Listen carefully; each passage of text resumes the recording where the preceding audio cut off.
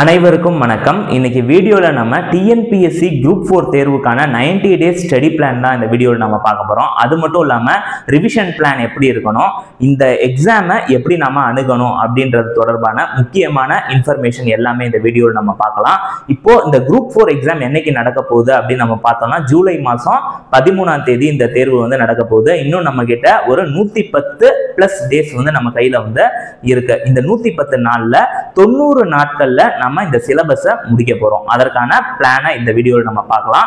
அது மட்டும் இல்லாம இதுல 80-20 அப்படின்னு சொல்லி ஒரு ரூல் ஒன்று இந்த இடத்துல கொடுத்துருப்பேன். 80-20 அப்படின்னு இது எதுக்குன்னா, இந்த 90 நாட்கள் நம்ம படிக்கும் போதே வீக் 1ல நாம கவர் பண்ணக்கூடிய அந்த சிலபஸ் டாபிக்ஸ் எல்லாத்தையுமே வந்து நாம வீக் 2ல நாம புதுசா படிக்கக்கூடிய அந்த சப்ஜெக்டோட சேர்த்து வீக் 1ல படிச்சதை ரிவிஷன் பண்ண போறோம். இதுதான் வந்து 80-20.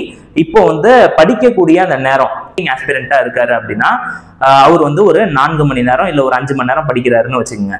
இல்ல நார்மலா இருக்கிற ஸ்டூடெண்ட் வந்து எந்த ஒரு ஒர்க்குக்கும் போகாம ஃபுல் டைமா இந்த குரூப் 4 தேர்வுக்கு படிக்கக்கூடிய மாணவர்களும் இருப்பீங்க. அவங்க ஒரு 8 மணி நேரம் படிக்கிறாங்க அப்படின்னா இந்த தேர்வுக்கு எவ்வளவு நேரம் நீங்க படிக்கிறீங்களோ அதுல 80% நேரத்தை புதுசா படிக்க வேண்டிய டாபிக்கு அலோகேட் பண்ணணும். 20% நேரத்தை ஏற்கனவே போன வாரம் என்ன படிச்சோமோ அதுல இருக்கக்கூடிய கண்டென்ட் எல்லாத்தையும் ரிவிஷன் பண்றதுக்கு 20% ஆஃப் த டைமை வந்து நாம ஸ்பெண்ட் பண்ண போறோம். இப்போ உதாரணத்துக்கு ஒருத்தர் 5 மணி நேரம் படிக்கிறாரு அப்படின்னா 4 மணி நேரத்தை சிலபஸ் டாபிக் புதிய டாபிக் கவர் பண்றதுக்காக யூட்டிலைஸ் பண்ணோம். 20% அதாவது 1 மணி நேரத்தை வந்து அவரு ஏற்கனவே போன வாரம் படிச்சதை இந்த வாரம் ரிவிஷன் பண்றதுக்காக 1 ஹவரை வந்து அவரு அலோகேட் பண்ணணும். இது இல்லாம பிராக்டிஸ் டெஸ்ட்டை வந்து பிராக்டிஸ் பண்றதுக்கு ஒரு குறிப்பிட்ட அமௌண்ட் ஆஃப் டைம் வந்து அவங்க அலோகேட் பண்ணும். இது எதுக்குன்னா, நம்ம சரியான பாத்துல தான் போறோமா அப்படின்றத மெஷர் பண்றதுக்காக இந்த டெஸ்ட்டை வந்து நாம கண்டிப்பா பிராக்டிஸ் பண்ணி தான் ஆகணும். இப்போ இந்த எக்ஸாமுக்கு என்ன புக்ஸ் படிக்கணும், எவ்வளவு நாள் படிக்கணும், எவ்வளவு மணி நேரம் படிக்கணும், இது எல்லாத்தையும் தாண்டி இந்த தேர்வை நம்ம கிளியர் பண்ணோம் அப்படின்னா, இந்த தேர்வுன்னு இல்லை எந்த ஒரு காம்படிட்டிவ் எக்ஸாமா இருந்தாலும் சரி, அந்த தேர்வை நம்ம கிளியர் பண்ணோம் அப்படின்னா நம்மள்ட்ட முக்கியமான ஒரு குவாலிட்டி இருக்கணும். அது என்னன்னா, அதுதான் கான்ஃபிடென்ஸ்.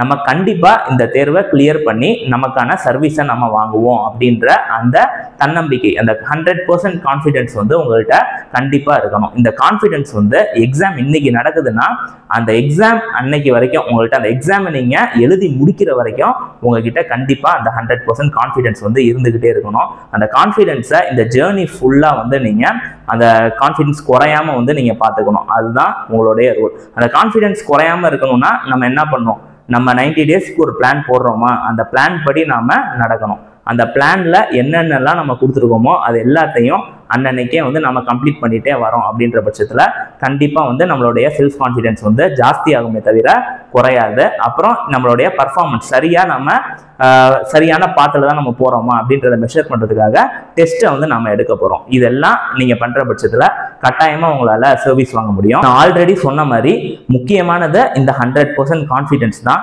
இந்த கான்ஃபிடென்ஸை இந்த ஜேர்னி ஃபுல்லா வந்து நீங்க எடுத்துட்டு போக போறீங்க. நெக்ஸ்ட் வந்து நான் வந்து இந்த 90 டேஸ்க்கான ஸ்டடி பிளானோட டெம்ப்ளேட்டை நான் சொல்றேன். இப்போ நாம இந்த 90 நாட்கள் நாம படிக்கிறதுக்கான ஸ்டடி பிளானை இப்போ நம்ம பார்க்க போறோம். இந்த ஸ்டடி பிளான் வந்து எல்லாத்துக்கும் பொதுவா இருக்காது. இது வந்து ஒரு டெம்ப்ளேட் தான். இது உங்களுக்கு தகுந்த மாதிரி நீங்க கஸ்டமைஸ் பண்ணிக்கலாம். பட் உங்க நேரத்துல ஒரு நாள் நீங்க படிக்கிறீங்க அப்படின்னா இந்த 90 நாளுமே நீங்க என்ன பண்ணணும்னா இந்த மாதிரி பொது தமிழுக்குன்னு ஒரு நேரத்தை வந்து நீங்க அலோகேட் பண்ண போறீங்க. ஆப்டிடியூடு கண்டிப்பா உங்க நாள்ல அதுவும் இருக்கணும். அப்புறம் ஜெனரல் ஸ்டடீஸ்ல எனி ஒன் சப்ஜெக்ட் வந்து கண்டிப்பா உங்களுடைய ப்ரிப்பரேஷன்ல இருக்கணும். இது மூணுமே டெய்லி வந்து நீங்க ஃபாலோ பண்ண வேண்டிய ஒரு முக்கியமான ஒரு விஷயம் இது.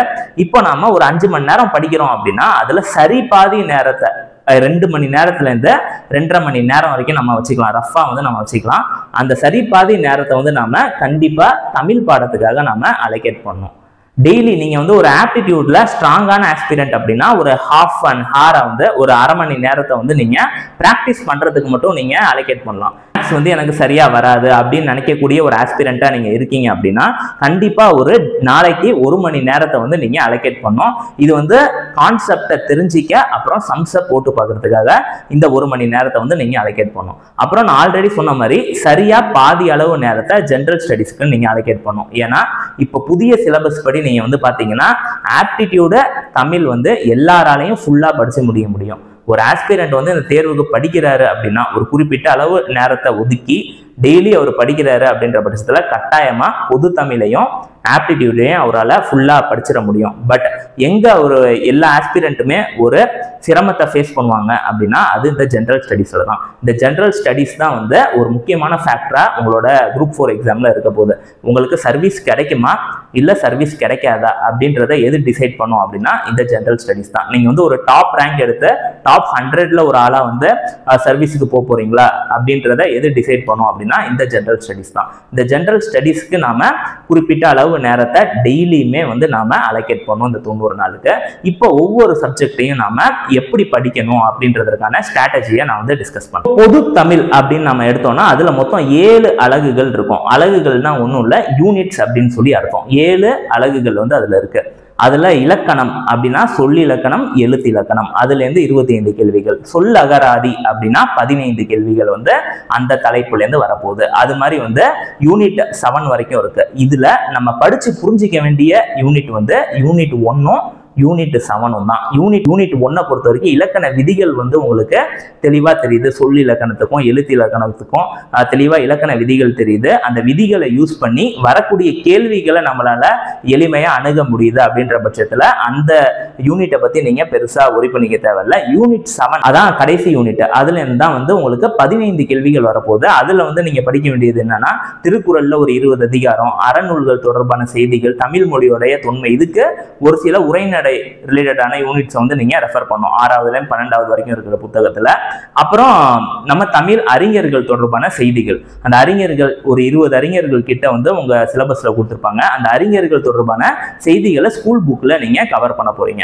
இப்படிதான் வந்து உங்க ப்ரிப்பரேஷனை நீங்க எடுத்துட்டு போனோம். பொது தமிழுக்கான மெட்டீரியல்ஸை பத்தி நம்ம பார்க்கலாம். இப்ப பொது தமிழ் அப்படின்னு நம்ம எடுத்தோம்னா நமக்கு எல்லாத்துக்குமே தெரியும் 6வதுல இருந்து 10வது வரைக்கும் இருக்கக்கூடிய புத்தகத்தை நம்ம ஃபுல்லா படிக்கணும். அப்படி நம்ம படிச்சிட்டோம் அப்படின்னாலே நம்மளால இந்த தேர்வுக்கு தயாராகிட முடியும். அதுல ஃபுல்லா படிக்கணும். இந்த சென்ஸ் நான் எதை மீன் பண்றேன்னா உங்க சிலபஸ்ல இருக்கக்கூடிய அந்த டாபிக்கை மட்டும் எங்கெங்கெல்லாம் கவர் ஆகுதோ அதெல்லாம் வந்து நீங்க பார்த்து படிக்கணும். இப்போ ஒரு உரைநடை இருக்கு, ஈவன் தோ அது சிலபஸ்ல இருக்காது, இல்லாட்டினாலும் அந்த உரைநடையில ஒரு தமிழாக்கம் தொடர்பா ஏதாச்சும் ஒண்ணு இருக்கும். அதாவது பிறமொழி சொற்களுக்கு நேரான தமிழாக்கம் இருக்கலாம், இல்ல ஒரு லகர வேறுபாடு சார்ந்து சின்னதா பாக்ஸ்ல ஏதாச்சும் ஒரு இன்ஃபர்மேஷன் கொடுத்துக்கலாம். இல்ல தெரிந்து கொள்வோம் அப்படின்ற அந்த ஒரு தலைப்புகள் கீழே ஒரு சின்னதா ஒரு பாக்ஸ்ல ஒரு நோட்டு மாதிரி ஏதாச்சும் ஒண்ணு கொடுத்துருப்பாங்க. அது மாதிரி இருக்கக்கூடிய அந்த டாபிக்கை மட்டுமாவது நாம குறிப்பு எடுத்து வச்சுக்கணும். அந்த குறிப்பை நாம பல வாட்டி ரிவிஷன் பண்ணோம். இது மாதிரி வந்து 6வதுல இருந்து 10வது வரைக்கும் இருக்கக்கூடிய புத்தகத்துல ஃபர்ஸ்ட் சிலபஸ் டாபிக்கை படிங்க. சிலபஸ் டாபிக் எல்லாத்தையும் கவர் பண்ணி முடிச்சதுக்கு அப்புறம் இந்த மாதிரி பாக்ஸ்ல இருக்கக்கூடிய முக்கியமான டேட்டா அது நம்ம சிலபஸுக்கு ரெலவெண்டா இருக்கிற பட்சத்துல அதை மட்டும் தனியா ஒரு நோட்ல நீங்க எழுதி வச்சுக்கணும். புது தமிழ் பொறுத்த வரைக்கும் 2 நோட்டு வந்து கட்டாயமா நீங்க போடணும். ஒரு நோட் வந்து இலக்கண குறிப்புகளுக்காக. இந்த யூனிட் 1ல இருந்து யூனிட் 6 வரைக்கும் ஃபுல்லாவே வந்து மெஜாரிட்டியா இலக்கண குறிப்புகள் தான் இருக்க போகுது. அது இல்லாம கலை சொற்கள். கலை சொற்கள்னா என்னன்னா டிஃப்ரெண்ட் ஃபீல்டுன்னு சொல்லலாம். இப்போ மருத்துவம் சார்ந்து இருக்கக்கூடிய கலை சொற்கள், அப்புறம் டெக்னாலஜி சயின்ஸ் அறிவியல் ரிலேட்டடா இருக்கக்கூடிய கலை சொற்கள். இப்போ புதுசா ஆர்டிபிஷியல் இன்டெலிஜென்ஸ்னு ஒன்று சொல்றாங்க இல்லைங்களா, அதற்கான நேரான தமிழ் சொல் வந்து என்ன அப்படின்னு நம்ம வந்து பார்த்தோம்னா அது வந்து செயற்கை நுண்ணறிவு அப்படின்னு சொல்லுவாங்க. இது மாதிரி புதிய கலை சொற்கள் இது தொடர்பா வந்து உங்களுக்கு தெரிஞ்சிருக்கணும். நம்ம மெர்க்குரி ஐஏஎஸ் அகாடமி சார்பா நம்ம வியூகம் அப்படின்னு சொல்லி ஒரு பேட்ச் ஒன்று நடத்திட்டு இருக்கோம். இது வந்து ஃபுல்லாவே வந்து யூடியூப் கிளாஸஸ் தான். 70 கிளாஸ் வந்து இதுல நாம எல்லா டாபிக்குமே இந்த பொது தமிழ், ஆப்டிடியூடு, ஜென்ரல் ஸ்டடிஸ் இது தொடர்பான வகுப்புகள் எல்லாம் உங்களுக்கு வியூகம் பேட்ச்ல வந்து டெய்லி நாம அப்லோட் பண்ணுவோம். வரக்கூடிய அந்த திங்கட்கிழமையிலேருந்து ஏற்கனவே ஒரு வகுப்பு ஒன்று அப்லோட் பண்ணியாச்சு. இந்த வியூகம் பேட்ச்ல வரக்கூடிய வகுப்புகள் எல்லாமே குரூப் 4 எக்ஸாம் இன்னைக்கு நடக்குதுன்னா அதுக்கு ஒரு மாதத்துக்கு முன்னாடியே எல்லா வகுப்புகளும் உங்களுக்கு முடிஞ்சிடும். அதாவது டோட்டலா 70 வகுப்புகள். அதை நீங்க பாத்தீங்கன்னா கண்டிப்பா இந்த 3 ஏரியால இருந்தும் கேள்விகள் எப்படி வரும், சப்ஜெக்ட் ரிலேட்டடான ஒரு புரிதல் வந்து உங்களுக்கு கட்டாயமா கிடைக்கும். இப்போ வந்து நாம இந்த தமிழ் பாடத்தை பொறுத்த வரைக்கும் நம்ம பார்த்தோம்னா இதுல முக்கியமானது இலக்கண விதிகள் தான். இந்த இலக்கண விதிகள் வந்து எல்லா விதியுமே வந்து உங்களுக்கு புரிஞ்சு வந்து நீங்க படிச்சிருக்கணும். அப்படி நீங்க படிச்சிட்டீங்க அப்படின்னாலே கேள்விகள் ஸ்கூல் புக்ல இருந்து கேட்டாலும் சரி, ஸ்கூல் புக்கை தாண்டி வெளியில போய் அவங்க கேட்டாலும் உங்களால அந்த கேள்விகளை எளிமையா அணுக முடியும். இலக்கண விதிகள் ரொம்ப முக்கியம். அப்புறம் நிறைய டெஸ்ட்டை வந்து நாம பிராக்டிஸ் பண்ணி பார்க்கணும். இப்ப அலகு 1ல இருந்து அலகு 7 வரைக்கும் இருக்கக்கூடிய தலைப்புகளை அலகு 1ல எழுத்திலக்கணம் நாம படிக்கிறோம். எழுத்திலக்கணம் நாம படிக்கிறோம்னா பிரித்து எழுதுக சேர்த்து எழுதுக ஒரு டெஸ்ட் எழுதி பார்க்கணும். இது மாதிரி டாபிக்கை பேஸ் பண்ணி ஒவ்வொரு டெஸ்ட்டும், அப்புறம் யூனிட் பேஸ்டு டெஸ்ட் ஃபுல்லா அதுல இருக்கக்கூடிய டாபிக் எல்லாத்தையும், ஒரு யூனிட் இருக்குன்னா அதுல எல்லா டாபிக்கையும் நம்ம படிச்சிட்டோம்னா அந்த யூனிட் மொத்தத்துக்கும் ஒரு டெஸ்ட் வந்து நம்ம எடுத்து பார்க்கணும். இது மாதிரி வந்து நாம டெஸ்ட் பிராக்டிஸை பண்ணிக்கிட்டே இருக்கணும். 7 யூனிட்டையும் நான் மொத்தமா முடிச்சிட்டேன் சார் அப்படின்ற ஒரு ஸ்டேஜ் வரும்போது நீங்க அந்த மொத்த தமிழ் பாடத்தையும் ஒரு முழு தேர்வை வந்து நீங்க எடுக்கணும். ஃபுல் லென்த் டெஸ்ட் அப்படின்னு சொல்லுவாங்க. அந்த முழு தேர்வை வந்து நீங்க எடுத்துட்டீங்க அப்படின்னாலே அது மாதிரி வந்து ஒரு 4 முழு தேர்வுகள் எக்ஸாம் போறதுக்குள்ள வந்து ஒரு 4ல இருந்து 5 தேர்வுகள் வந்து நீங்க பொது தமிழுக்கு எடுத்துட்டீங்க அப்படின்னாலே போதுமானதா இருக்கும். இதுதான் தமிழ் பாடத்துக்கு. தமிழ்ல 7 அலகுகள் இருக்கு. அதுல பிரைம் சோர்ஸ் வந்து என்ன புக் லிஸ்ட் அப்படின்னா 6வதுல இருந்து 10வது வரைக்கும் இருக்கக்கூடிய சமச்சீர் கல்வி புத்தகம் தான். அதுல கவர் ஆகாத ஒரு சில தலைப்புகள், சிலபஸுக்கு ரெலவெண்டா இருக்கக்கூடிய ஒரு சில டாபிக்ஸ் மட்டும் 11th 12th நம்ம படிக்க போறோம். இது இல்லாம இதுல எது முக்கியம்னா இலக்கண குறிப்புகள், அப்புறம் இலக்கணம் சார்ந்து இருக்கக்கூடிய விதிகள் எல்லாமே இதுல ரொம்ப முக்கியம். ஏன்னா இலக்கணம் அப்புறம் அது சார்ந்து இருக்கக்கூடிய பிற டாபிக்ல இருந்தா நமக்கு 85% கேள்விகள் வரப்போகுது. பாக்கி இருக்கக்கூடிய 15 கேள்விகள் வந்து நமக்கு இலக்கியம் அப்புறம் தமிழறிஞர்களும் தமிழ் தோண்டும் அதுலயும் வரப்போகுது. மெஜாரிட்டி ஆஃப் த क्वेश्चन வந்து இலக்கணம் சார்ந்து தான் வரும் உங்களுக்கு. அப்புறம் இது தொடர்பா இருக்கக்கூடிய டெஸ்ட் வந்து நாம அதிகமா எழுதி பார்க்கணும். இது எல்லாம் நம்ம பண்ணும் போதே 2016 இருந்து 2016 இருந்து இன்னைக்கு வரைக்கும் தமிழ் தாள் சார்ந்து இருக்கக்கூடிய டிஎன்பிஎஸ்சி நடத்தின தேர்வுகள்ல இருக்கக்கூடிய கேள்வி தாள்கள் எல்லாமே நீங்க கலெக்ட் பண்ணி அதுல இலக்கணத்தை மட்டும் நல்லா ஃபோக்கஸ் பண்ணி அதை மட்டும் நீங்க படிக்கணும். இலக்கணம் தொடர்பான கேள்விகளை மட்டும். அப்புறம் இந்த திருக்குறள் சார்ந்து இருக்கக்கூடிய கேள்வி, அறநூல்கள் சார்ந்து இருக்கக்கூடிய கேள்விகள்லாம் 2வது பட்சமா நீங்க பாக்குற மாதிரி இருக்கும். ரொம்ப இம்பார்ட்டன்ஸ் வந்து இலக்கணம் அப்புறம் சார்ந்து இருக்கக்கூடிய கேள்விகளுக்கு கொடுங்க. நம்ம வந்து ஒரு மாடல் கொஸ்டின் பேப்பர் வந்து ரெடி பண்ணிட்டு இருக்கோம். ரெடி பண்ண உடனே இந்த பொது தமிழுக்கான ஒரு மாடல் கொஸ்டின் பேப்பர் அப்படின்னே வந்து நான் வந்து என்னோட செஷன்ல நான் வந்து எக்ஸ்பிளைன் பண்றேன். எப்படி கேள்விகள் இருக்கும் அப்படின்றத நம்ம பார்க்கலாம் அந்த மாடல் கொஸ்டின் பேப்பர் செஷன்ல. இப்போ பொது தமிழ் பாடத்தை நம்ம முடிச்சிட்டோம். அதான் ஆப்டிடியூட் பாடத்தை வந்து நம்ம பார்க்கலாம். ஆப்டிடியூட் நீங்க ஸ்ட்ராங்கா இருக்கீங்கன்னா half an hour வந்து டெய்லி நீங்க கொஸ்டின்ஸை மட்டும் நீங்க பிராக்டிஸ் பண்ணா போதும். ஆப்டிடியூட் தெரியாத பட்சத்துல ஒரு 1 hour வந்து டெய்லி நீங்க அலோகேட் பண்ணுங்க. half an hour வந்து கான்செப்ட் லேர்னிங்க்கு. இப்போ ரேஷியோ ப்ரொபோர்ஷன்னா அது வந்து ஒரு குறிப்பிட்ட கருத்தை சார்ந்து இருக்கும். அதுல வரக்கூடிய கேள்விகள் எல்லாம் அதுல கொஞ்சம் ஒரு 4ல இருந்து ஒரு 5 டைப் ஆஃப் ப்ராப்ளம் இருக்கும். அது மாதிரி வந்து டிஃப்ரெண்ட் டைப்ஸ் ஆஃப் ப்ராப்ளத்தை நீங்க டெய்லி கத்துக்க போறீங்க. அப்புறம் இன்னொரு half an hour வந்து கொஸ்டின் பிராக்டிஸ்க்கு இது மாதிரி வந்து உங்க ப்ரிப்பரேஷனை வந்து நீங்க எடுத்துட்டு போகணும். இப்போ இதுல வந்து குவான்டிடேட்டிவ்ல இருந்து 15 கொஸ்டின் வரப்போகுது. அதாவது நார்மல் ஆப்டிடியூட்னு சொல்லுவாங்க. இந்த டைம் அண்ட் ஒர்க்கு, அப்புறம் இந்த ratio proportion, mensuration, area and volume, இது மாதிரி simple interest, compound interest, LCM, HCF இது மாதிரி இருக்கக்கூடிய டாபிக் எல்லாமே உங்களுக்கு குவான்டிடேட்டிவ் ஆப்டிடியூட்ல வரும். இதுல இருந்து 15 கேள்விகள் வரப்போகுது. ரீசனிங், தர்க்க அறிவு சார்ந்த இந்த dice, visual reasoning, number series, இது மாதிரி அரித்மெட்டிக் ரீசனிங் இது மாதிரி இருக்கக்கூடிய டாபிக்ல இருந்து 10 கேள்விகள் வந்து உங்களுக்கு வரப்போகுது. 25 கேள்விகள் எல்லாராலையுமே 25 out of 25 வந்து தாராளமா எடுக்க முடியும். நீங்க ஈவன் தோ கணிதத்துல ஒரு வீக்கா இருக்கக்கூடிய ஒரு கேண்டிடேட்டாவே நீங்க இருந்தாலும் கண்டிப்பா கரெக்டா உங்க ப்ரிப்பரேஷனை நீங்க எடுத்துட்டு போகும்போது உங்களால 25 out of 25 வந்து தாராளமா எடுக்க முடியும். இதற்கான சோர்ஸ் எந்த புக்கை நான் ரெஃபர் பண்ணோம் அப்படின்னு நீங்க என்ன கேட்கலாம். இதை பொறுத்த வரைக்கும் புக்குன்றது நான் எப்போதுமே சஜஸ்ட் பண்ண மாட்டேன் ஆப்டிடியூடுக்கு, டிஎன்பிஎஸ்சி பொறுத்த வரைக்கும். ஏன்னா 2019 இருந்து இன்னைக்கு 2025 இது வரைக்கும் டிஎன்பிஎஸ்சி நடத்தின எல்லா கேள்வித்தாளையும் நீங்க எடுங்க.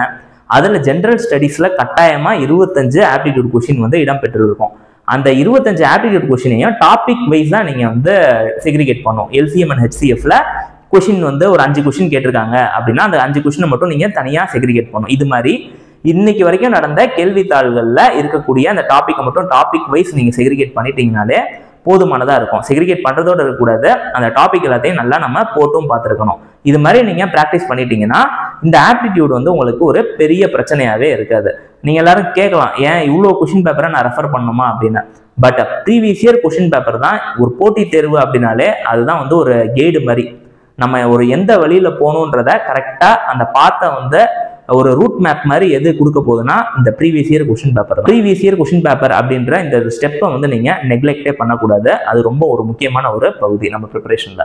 இப்போ இந்த ஆப்டிடியூட்ல சம்ஸ் எல்லாத்தையுமே எஸ்பெஷலி குவான்டிடேட்டிவ் ஆப்டிடியூட் பொறுத்த வரைக்கும் ஃபார்முலா மெத்தட்லையும் கொஸ்டின்ஸை சால்வ் பண்ண முடியும், ஷார்ட்கட் மெத்தட்லையும் நம்மளால சம்ஸை சால்வ் பண்ண முடியும். யாருக்கு எந்த மெத்தட் பிடிச்சிருக்கோ அந்த மெத்தடை வந்து நீங்க ஃபாலோ பண்ணிக்கலாம். ஃபார்முலா மெத்தட்னா ஃபார்முலாஸை ரிப்பீட்டடா கோ த்ரூ பண்ணுங்க. எந்த மெத்தடுக்கு எந்த ஃபார்முலாவை அப்ரோச் பண்ணணும் அப்படின்றத தெளிவாக தெரிஞ்சு அதுக்கேற்ற மாதிரி உங்கள் ப்ரிப்பரேஷனை நீங்கள் எடுத்துகிட்டு போகணும். அது ஷார்ட்கட் மெத்தட் நீங்கள் ஃபாலோ பண்ணுறீங்க அப்படின்ற பட்சத்தில் இந்த ஷார்ட்கட் மெத்தடையும் நிறையா வாட்டி வந்து நிறையா சம்முக்கு நீங்கள் அப்ளை பண்ணி பார்த்துக்குங்க. இந்த ஷார்ட்கட் மெத்தடில் போகிறவங்களும் சரி, ஃபார்முலா மெத்தடில் நீங்கள் சம்ஸ் அப்ரோச் பண்ணுறவங்களா இருந்தாலும் சரி, நிறையா ப்ராக்டிஸ் வந்து நீங்கள் எடுத்துக்கணும். ஒரு நாளைக்கு 20லேருந்து 30 சம்மை வந்து நீங்கள் சால்வ் பண்ணுங்க. இப்போ 2019லேருந்து இன்னைக்கு வரைக்கும் கொஸ்டின் பேப்பர் வந்து நான் எடுக்க சொன்னேன். ஒரு நாளைக்கு ஒரு கொஸ்டின் பேப்பர் அப்படின்னு வச்சு நீங்கள் டெய்லி நீங்கள் சால்வ் பண்ணால் கூட தாராளமாக இந்த 90 டேஸில் 2019லேருந்து இன்னைக்கு வரைக்கும் இருக்கக்கூடிய எல்லா கொஸ்டின் பேப்பரையுமே வந்து உங்களால் கணக்கை பொறுத்த வரைக்கும் போட்டு பார்த்துட முடியும். இதுதான் ஆப்டிடியூட் பொறுத்த வரைக்கும் இருக்கக்கூடிய ஒரு ஸ்ட்ராட்டஜி. இது இல்லாம 6வதுலேருந்து 10வது வரைக்கும் இருக்கக்கூடிய சமச்சீர் பாட புத்தகத்துல பாயிண்ட்ஸ் டு ரிமெம்பர், அதுல வந்து ஏதாச்சும் ஒரு முக்கியமான தகவல் கொடுத்துருக்காங்க அப்படின்னா அதை நோட் பண்ணி வச்சுக்கோங்க. பாயிண்ட்ஸ் டு ரிமெம்பர் நல்லா கேட்டுக்கோங்க. 6வதுலேருந்து 10வது வரைக்கும் இருக்கக்கூடிய சமச்சீர் கல்வி புத்தகத்துல நம்ம சிலபஸ் ரிலேட்டடான டாபிக் எங்கெங்கெல்லாம் இருக்கோ அது சார்ந்து இருக்கக்கூடிய points to remember, important note அப்படின்னு சொல்லி ஏதாச்சும் ஒரு நோட்டை பாக்ஸ்க்குள்ளே கொடுத்துருக்காங்க அப்படின்னா அதெல்லாம் ரொம்ப முக்கியம்னு அர்த்தம்.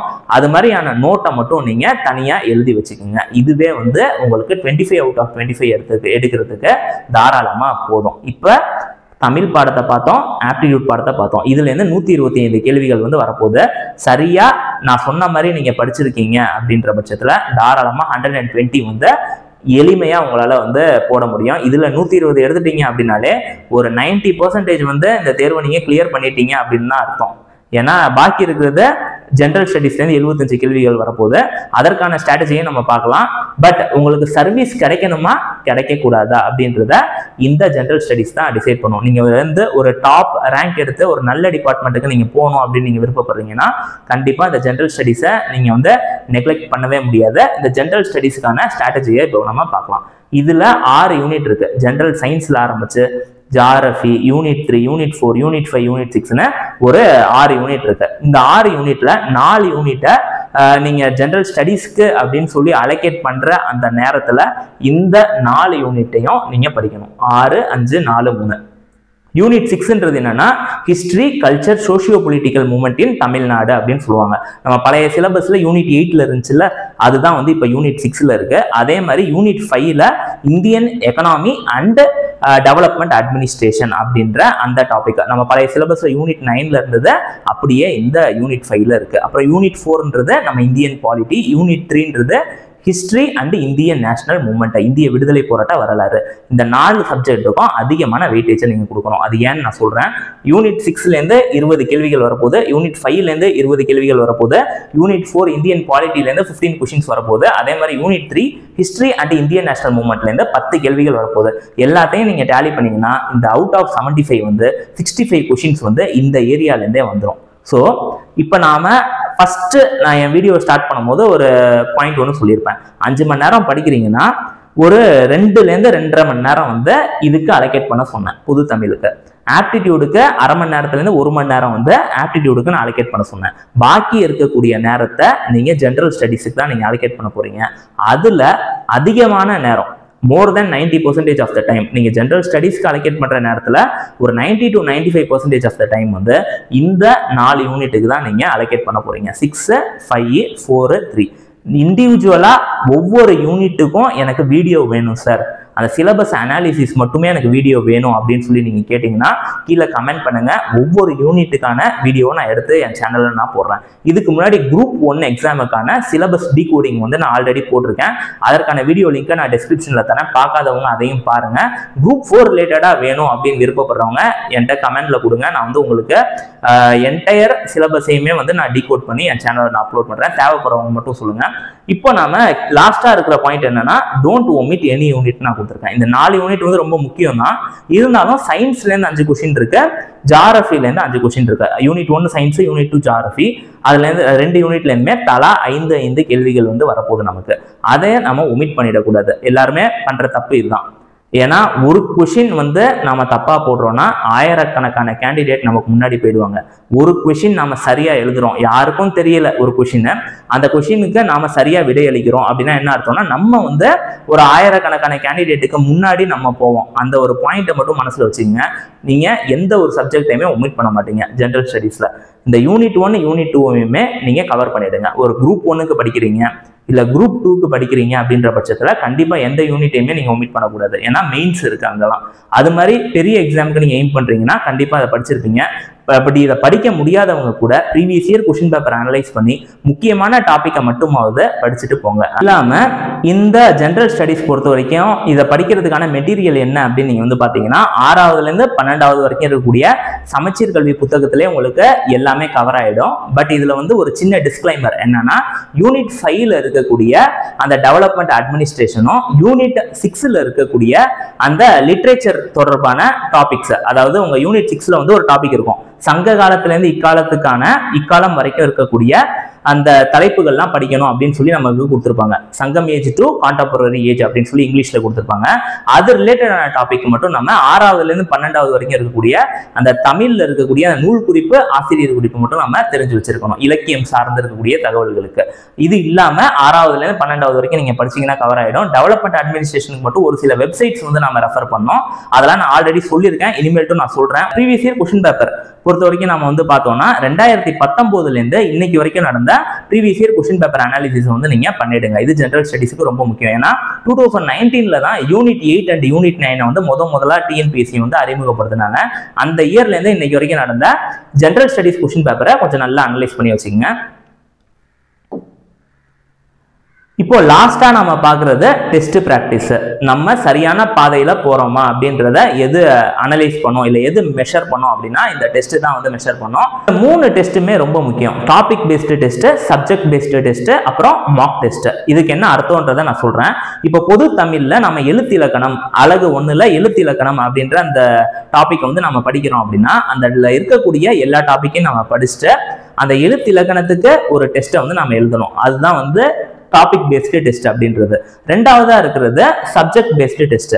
இப்போ வந்து ஒரு இந்தியன் பாலிட்டி அப்படின்ற சப்ஜெக்டை நீங்க ஃபுல்லா படிக்கிறீங்க, சிலபஸ் டாபிக்ஸ் எல்லாத்தையும் நீங்க கவர் பண்ணிட்டீங்க அப்படின்னா அந்த சப்ஜெக்ட் மொத்தத்தையுமே கவர் ஆகக்கூடிய ஒரு டெஸ்ட்டை வந்து நீங்க எடுத்துருக்கணும். ஒரு 100 கொஸ்டின் வர மாதிரி ஒரு டெஸ்ட்டை வந்து நீங்க எடுக்கணும். அது வந்து சப்ஜெக்ட் பேஸ்டு டெஸ்ட். 20ல இருந்து 25 நாட்களுக்கு முன்னாடி வந்து நாம புதுசா எதுவுமே படிக்க கூடாது.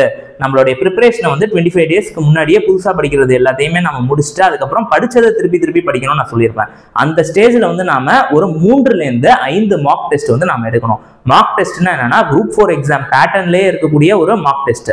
இப்போ 200 கேள்வி கேட்க போறாங்க. பொது தமிழ்லேருந்து 100, ஆப்டிடியூட்லேருந்து 25, பொது அறிவுலேருந்து 75. இதே மாதிரி இருக்கக்கூடிய இதே பேட்டர்ன்ல இருக்கக்கூடிய ஒரு 3ல இருந்து 5 டெஸ்ட்டை வந்து நாம கண்டிப்பா எடுத்து பார்த்துருக்கணும்.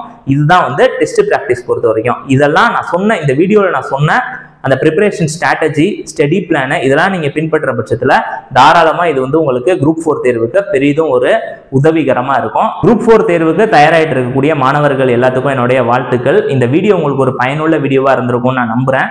உங்களுக்கு இந்த வீடியோல ஏதோ சந்தேகங்கள் இருக்கு அப்படின்ற பட்சத்தில் தாராளமா கமெண்ட் பண்ணுங்க. அதற்கான ரிப்ளை நான் உங்களுக்கு உடனே ஷேர் பண்றேன். இவ்வளவு நேரம் இந்த வீடியோ பொறுமையா பார்த்துக்கு ரொம்ப தேங்க்ஸ். தேங்க்யூ. Thanks for